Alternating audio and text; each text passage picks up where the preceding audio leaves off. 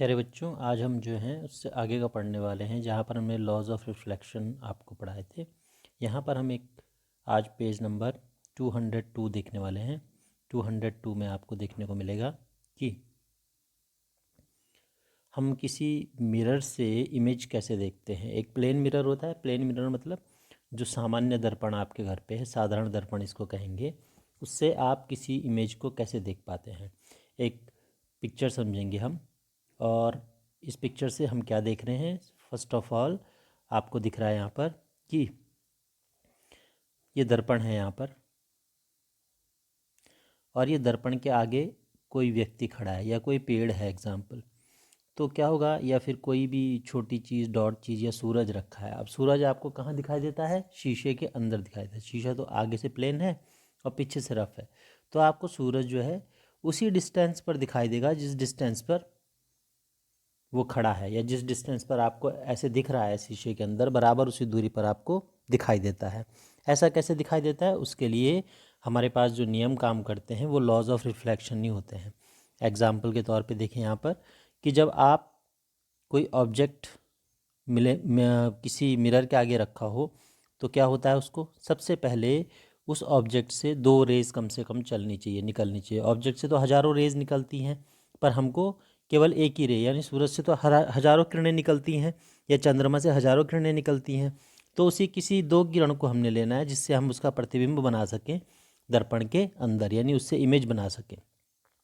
तो सबसे पहली रे जो आई वो दर्पण से टकराने के बाद उसी कोण से मुड़ जाती है। ये हमने पहले पढ़ा था कि angle of incidence angle of reflection के बराबर होता है, यानी जिस एंगल से वो आई उसी एंगल से मुड़ गई। पहला केस ये हुआ। दूसरी किरण जो आपको आती हुई दिखी वो भी उसी एंगल से आई और उसी कोण से मुड़ गई। ये आपको नॉर्मल खींची गए हैं इस पर, यानी 90 का कोण बनाने वाली रेखा खींची गई है इस किरण के लिए और इस किरण के लिए। तो दो रेज़ हैं, इसके लिए ये वाला एंगल इसके बराबर है, इसके लिए ये वाला एंगल इसके बराबर है। तो हर दोनों के लिए अलग अलग एंगल आपको दिख रहे हैं। ये आया और ये चली गई और ये नॉर्मल खींचा तो ये वाला एंगल इस एंगल के बराबर हो गया। दूसरे के केस में क्या हुआ, ये किरण आई, दर्पण से टकराई और चली गई, और इसके बाद नॉर्मल खींचा तो ये वाला एंगल इस एंगल के बराबर हो गया। तो यहाँ पर आपको ओ पॉइंट से, यानी किसी जो वस्तु है उससे दो किरणें निकलती हुई दिख रही है जो ए और बी डॉट पर आकर मिल रही हैं, और टकराने के बाद ए वाली बी की तरफ मुड़ जाती है, सी की तरफ बी की तरफ मुड़ जाती है, और सी वाली डी की तरफ मुड़ जाती है। तो इस तरह ये आप पीछे खड़े हैं, आप आँख से उसको देख रहे हैं। अब आपकी आँखें उसका चित्र बनाती हैं। आपके किस पर? आँख के अंदर चित्र बनता है ई बिंदु पर। तो ई बिंदु पर आपको वो जो डॉट है, या फिर जो मून है, या फिर जो सन है, या स्टार है, वो आपको एज इट इज़ दिखाई देता है। पर आपने नोटिस किया होगा कि वो दर्पण के अंदर दिखता है, आपको मिरर के अंदर दिखता है। तो कैसे दिखता है बच्चों?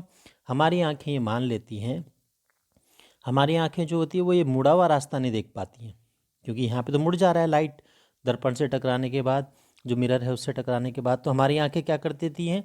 हमारी आंखें उसी रोशनी को आगे बढ़ा देती हैं, यूँ समझती हैं कि वो किसी दूसरे बिंदु से आ रही हैं। वो दूसरा बिंदु क्या होता है? ठीक इसका प्रतिबिंब होता है, ओ का प्रतिबिंब यहाँ पर हमको दिखाई देता है दर्पण के अंदर। तो ऐसा आप जब शीशे के आगे खड़े होते हैं तो आप अपनी सूरत देख पाते हैं उसके अंदर। O for object, I for image. तो इमेज जो है आपको कब दिखती है? वास्तव में वस्तु नहीं होती, वस्तु का प्रतिबिंब होता है, यानी वस्तु की इमेज होती है। तो ये हमारी आँखों की कैपेबिलिटी है कि जो उसके पास किरणें आती हैं, प्रकाश किरणें, वो उनको आगे प्रोड्यूस कर सकती हैं या आगे बढ़ाकर उसका एक चित्र प्राप्त कर सकती हैं। तो हमारी आँखें इस तरह से दूर की वस्तु का चित्र प्राप्त तो करती हैं, परंतु वो दर्पण के बाहर प्राप्त नहीं करती, दर्पण के अंदर प्राप्त करती हैं, और हमें वो वस्तु दिखाई देती है उसी रूप में, उसी आकार की, उतनी ही दूरी पर। आप नोटिस कर रहे होंगे जितनी दूरी यहाँ से दर्पण के बीच में उतनी दूरी पे ये भी दिख रहा है, जिस आकार का ये है उस आकार का ये भी दिख रहा है।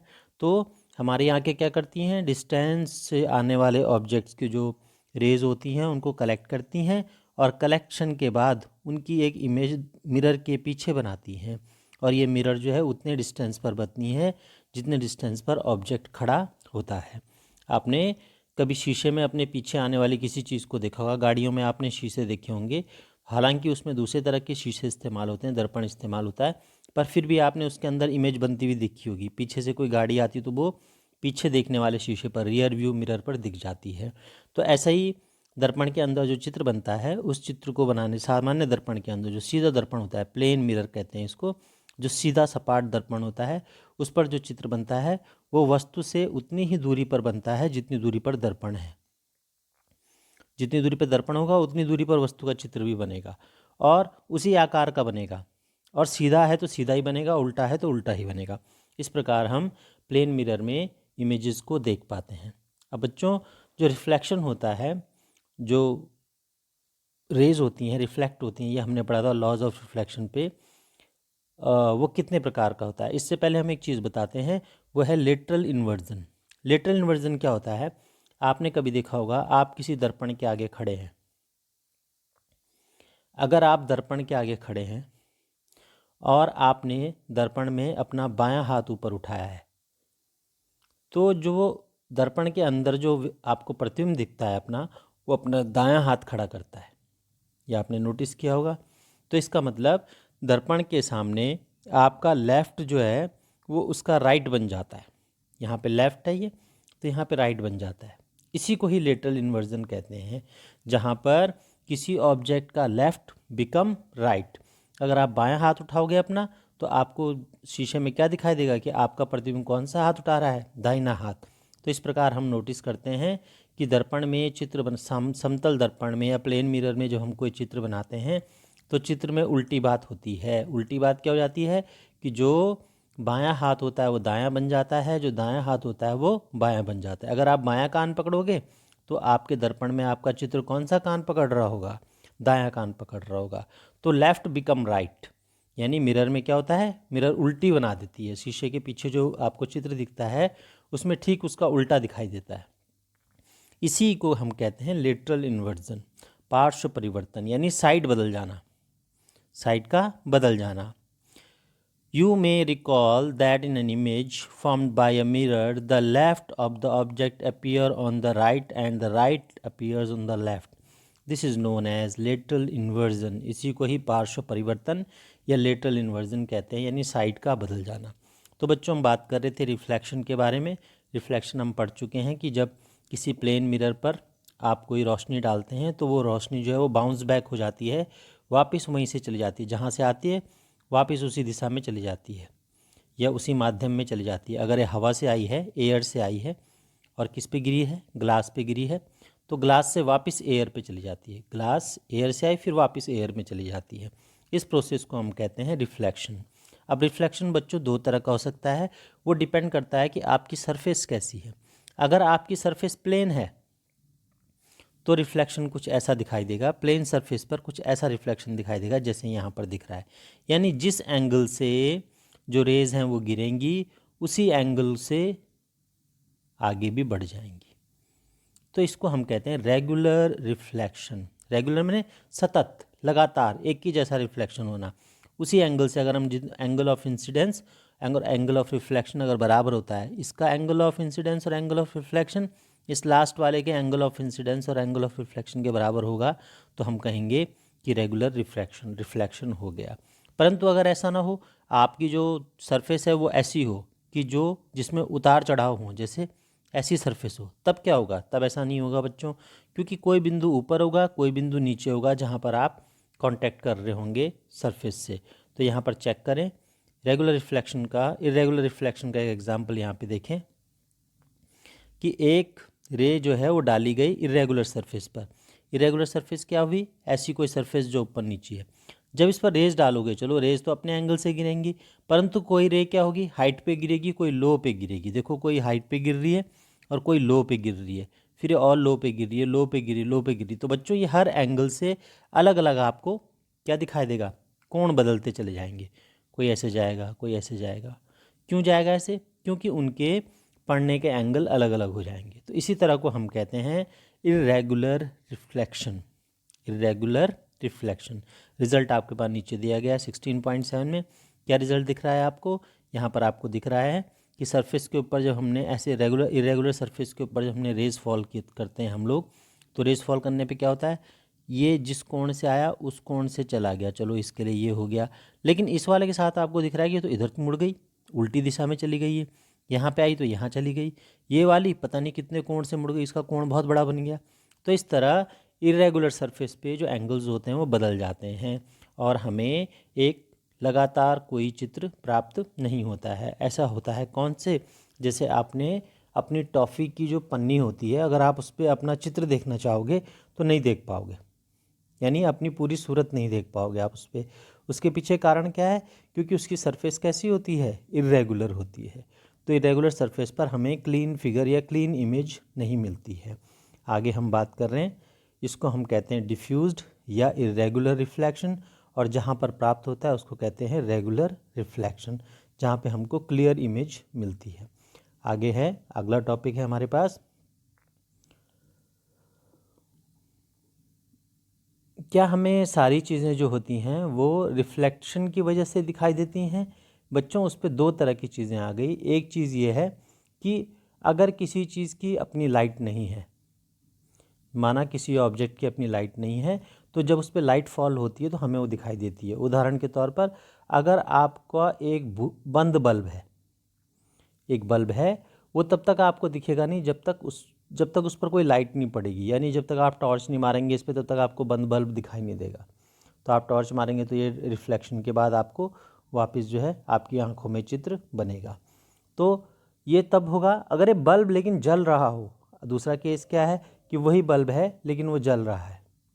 इस स्थिति में आपको क्या करने की ज़रूरत नहीं है, इस पर टॉर्च मारने की ज़रूरत नहीं है, यानी इसमें अपने आप ही आपको इस बल्ब को दिखाई देने की, इस बल्ब में दिखाई देने की एबिलिटी हो जाती है। तो बच्चों, दो तरह के ऑब्जेक्ट्स होते हैं। एक वो होते हैं जो अपना प्रकाश स्वयं रखते हैं, इनको हम ल्यूमिनस ऑब्जेक्ट कहते हैं।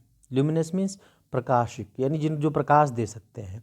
और कुछ ऑब्जेक्ट्स ऐसे होते हैं जिन पर लाइट मारनी पड़ती है तब जाके आपको दिखाई देते हैं, तो इसको इल्यूमिनेटेड ऑब्जेक्ट्स कहते हैं, यानी चमकने वाले ऑब्जेक्ट्स, या जब जिन पर प्रकाश डाला गया, जो प्रकाश जब चमका, आपका जो पदार्थ चमकता है लाइट डालने पर, उसको हम कहेंगे इल्यूमिनेट ऑब्जेक्ट। और ऐसे ऑब्जेक्ट जिनकी अपनी लाइट होती है उसको हम कहेंगे ल्यूमिनस ऑब्जेक्ट। अब कोई आपको पूछे भाई इल्यूमिनेटेड ऑब्जेक्ट क्या है, तो हमारा सबसे कॉमन एग्जाम्पल है मून, चंद्रमा। चंद्रमा क्यों चमकता है? चंद्रमा इसलिए चमकता है क्योंकि चंद्रमा के ऊपर किसकी लाइट गिरती है? सन की लाइट गिरती है। ये आपने सुना होगा कि चंद्रमा सूर्य की रोशनी के कारण चमकता है। तो moon for example receives light from the sun and reflects its, that is how we see the moon. Moon हमें क्यों दिखता है? क्योंकि मून के ऊपर किसकी लाइट पड़ती है? सन की लाइट पड़ती है। माना ये सन है, बड़ा सा ब्राइट सन, और ये सन जो है अपनी बहुत सारी रेज़ जो है छोड़ता है। ये रेज़ छोड़ने के बाद क्या होता है, जब ये सन की रेज़ निकलती हैं तो ये फॉल होती हैं किस पर? मून पर। मून बहुत दूरी पर है, छोटा सा, और जब इस पे रेज़ गिरती हैं मून पे तो इसकी सरफेस क्या करती है? उस रेज़ को बाउंस बैक करती है, वापस भेज देती है, रिफ्लेक्शन हो जाता है इनका। तो रिफ्लेक्शन होता है, माना हम अर्थ पे खड़े हैं तो अर्थ पे हम जो है इस चीज़ को देख पाएंगे, हमें मून दिखाई देगा आराम से। क्यों दिखाई दे रहा है? क्योंकि सन की रोशनी को मून ने रिफ्लेक्ट बैक कर दिया है, वापस भेज दिया है, और आप अर्थ पे खड़े हैं फिर भी आप उसको देख पाते हैं। क्यों देख पाते हैं? इस तरह के ऑब्जेक्ट्स को हम कहते हैं इल्यूमिनेटेड ऑब्जेक्ट, जो चमकदार ऑब्जेक्ट हुए, जो तब चमकते हैं जब उनके ऊपर रोशनी गिरती है, उनकी अपनी कोई रोशनी नहीं होती है। और सन की अपनी रोशनी है, इसलिए आप उसको देख पाते हैं। उसको चमकाने के लिए किसी दूसरी चीज़ की ज़रूरत नहीं पड़ती है। अर्थ को चमकने के लिए भी सन की ज़रूरत पड़ती है। तो earth is also illuminated object. Moon and earth. Luminous object वो ऑब्जेक्ट हो गए जिनकी अपनी लाइट होती है, जैसे आपने सन देखा, आग देखी जो फायर होती है, फ्लेम लॉ आप देखते होंगे, फ्लेम ऑफ अ कैंडल, और एक इलेक्ट्रिक लैंप आप घर में देखते होंगे, यानी बल्ब अपने घर में देखते होंगे। इनकी अपनी लाइट होती है, they own their own light, they emit their own light, अपनी लाइट को ही छोड़ते हैं वो बाहर, इसलिए इनको ल्यूमिनस ऑब्जेक्ट्स कहा जाता है। तो बच्चों, हम जो चीज़ देखते हैं वो ल्यूमिनस ऑब्जेक्ट से निकलने वाली रोशनी के कारण ही दिखती है। अगर ऑब्जेक्ट पहले से ल्यूमिनस है, उसमें पहले से लाइट है, तो हमें साफ साफ दिखाई देता है। अगर नहीं है उसमें लाइट तो हमें उसके ऊपर लाइट डालनी पड़ती है। तो दूसरी बात आ गई, एक क्वेश्चन और पूछा गया इसमें, क्या कि रिफ्लेक्टेड लाइट को दोबारा रिफ्लेक्ट किया जा सकता है? अगर कोई रोशनी है तो उसको दोबारा उसका रास्ता बदला जा सकता है? इसका एक एग्जाम्पल हम जो है नाई की इस दुकान में देखते हैं। जब आप शॉप पे जाते हैं, बार्बर शॉप पे, तो आप क्या देखते हैं? आपको आपका नाई जो है आपके आगे एक शीशा लगा के रखता है और आप अपना फेस उस शीशे में देख पाते हैं। फिर नाई आपको कहता है कि नहीं, पीछे से बाल कैसे बने हैं, कैसे पता लगेगा? तो आपके पीछे एक शीशा और लगा देता है। फिर आपको अपने पीछे शीशे का जो दर्प चित्र होता है, जो आपके बाल हैं उनका चित्र आपको दिखाई देने लगता है। परंतु आप नोटिस करते होंगे कि इसके पीछे और भी चित्र आपको दिखाई देते हैं शीशे के अंदर। इनको कहते हैं मल्टीपल रिफ्लेक्शंस, यानी बहुत बार रिफ्लेक्ट हो जाना। इमेज आपको अपनी बार बार दिखाई देने लगती है। ऐसा जो है, ऐसा ये तो कॉमन सी दुकान है जिस पे एक ही शीशा लगा है, जहाँ पे दो शीशे लगे होते हैं, एक पीछे लगा होता है। तो ऐसे में आपको अपनी अपनी प्रतिबिंब जो है कई बार दिखाई देगा, आगे भी और पीछे भी।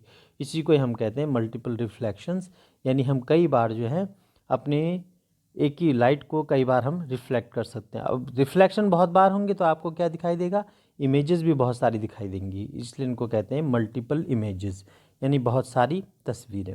अब इसके लिए आप क्या करें, आप घर पे आज एक एक्सपेरिमेंट करेंगे।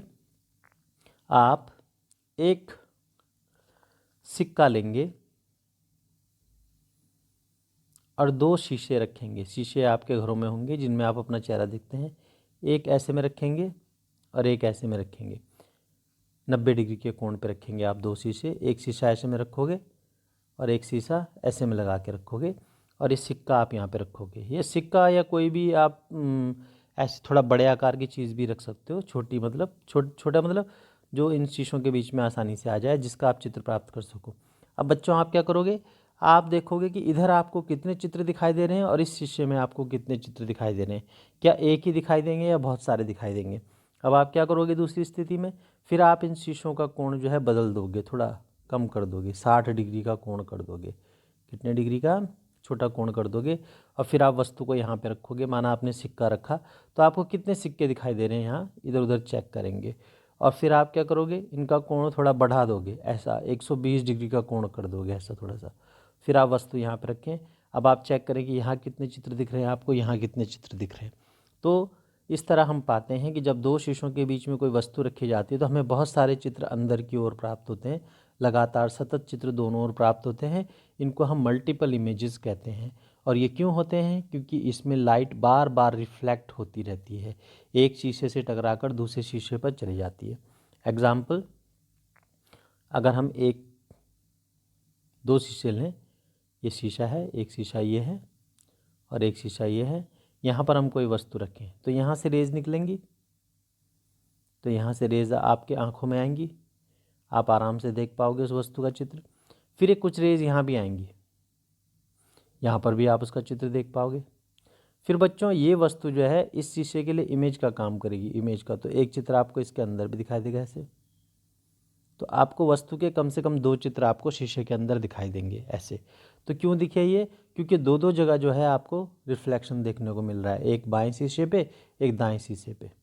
तो इस तरह के इमेजेस, इस तरह के रिफ्लेक्शंस को हम कहते हैं मल्टीपल रिफ्लेक्शंस।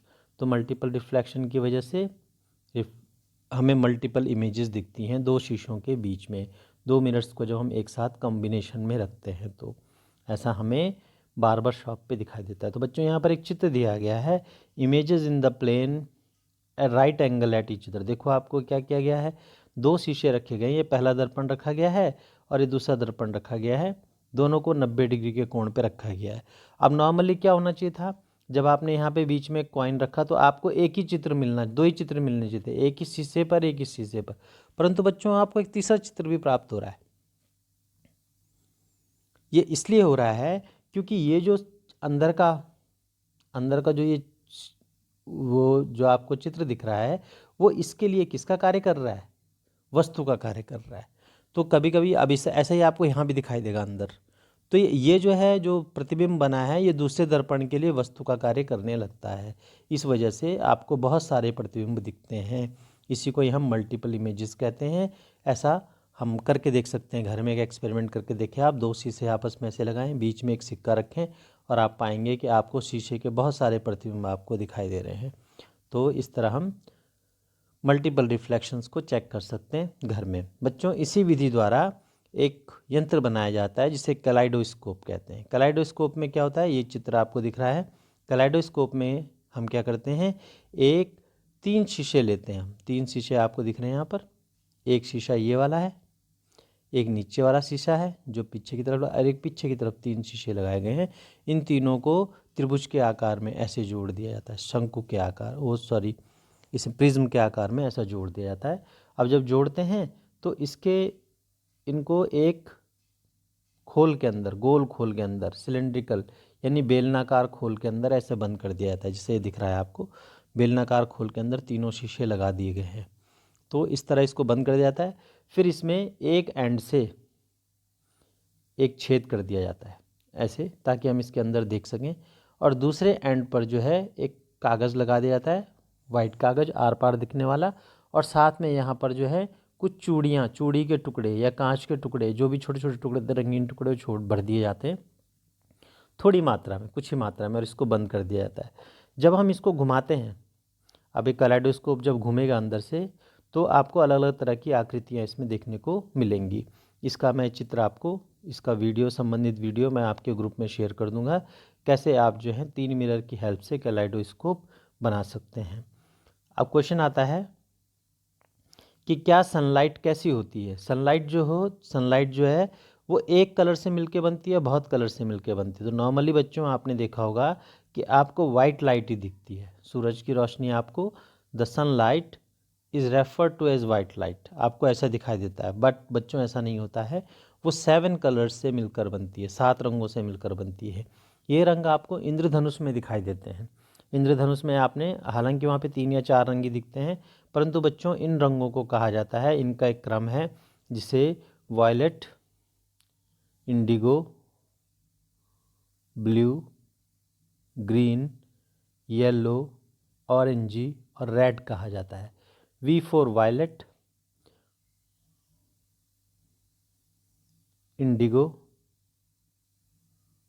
इंडिगो, आप कॉपी में लिखेंगे कहीं पर, वायलेट, इंडिगो, ब्लू, ये आप समझ गए होंगे, ग्रीन, ये येलो, ये ऑरेंजी और ये रेड, लास्ट वाला है रेड। तो इन 7 कलर्स को मिलकर कौन सा कलर बनता है, वाइट। तो जो हमें सूरज की रोशनी वाइट दिखती है, वो वास्तव में इन 7 रंगों से मिलकर बनी है, 7 रंगों से मिलकर बनी है। इन 7 रंगों को कहते हैं violet, indigo, blue, green, yellow, ऑरेंजी और रेड। इनकी स्पेलिंग आपको पता होगी, ग्रीन की, येलो की, ऑरेंजी की।